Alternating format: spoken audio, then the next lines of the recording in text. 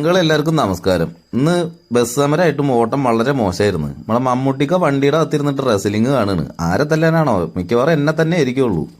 എന്തായാലും തല്ലുകൊള്ളാണ്ട് നോക്കണം. കണ്ട ഈ അറ്റം മുതൽ ആ അറ്റം വരെ വണ്ടികൾ ഇങ്ങനെ കിടക്കുകയാണ് ഗൈസ്.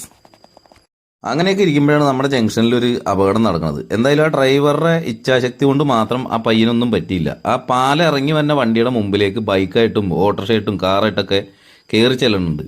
ഇത് നമ്മുടെ നാട്ടുകാരൊരു വലിയൊരു മണ്ടത്തരാണ്. അങ്ങനെ ആരും ചെയ്യാതിരിക്കട്ടെ, ആർക്കും ഒന്നും സംഭവിക്കാതിരിക്കട്ടെ. ഇത് ഞങ്ങൾ ഇടയ്ക്കും തലയ്ക്ക് ഇവിടെ കാണുന്ന ഒരു അപകടം കൂടിയാണ്. അപ്പോൾ അത് എല്ലാവരും ഒന്ന് ശ്രദ്ധിക്കുക. അങ്ങനെ ഒരിക്കലും വണ്ടിയായിട്ട് പോകാതിരിക്കുക. ഇത്തിരി മുമ്പോട്ട് നീക്കിയിട്ട് നിങ്ങൾ വണ്ടിയായിട്ട് തിരിക്കുക. അപ്പോഴാണ് നമ്മുടെ സുഹൃത്ത് ഒരു തേരട്ടേനെയും കൊണ്ടുവന്നത്. നീ ഇതും കൂടി ഫോട്ടോ എടുത്തിട്ടൊന്ന് വീഡിയോയിൽ ഇടുമെന്ന് പറഞ്ഞു. പിന്നെന്താ, നമുക്ക് ഇത് തന്നെയല്ലേ പണി, വേറെ പണിയൊന്നുമില്ല. എന്തായാലും കണ്ടപ്പോൾ എനിക്കും തോന്നി വെറൈറ്റി ഒരു തേരട്ട തന്നെയാണ്. 2-3 കളറൊക്കെ ഉണ്ട്.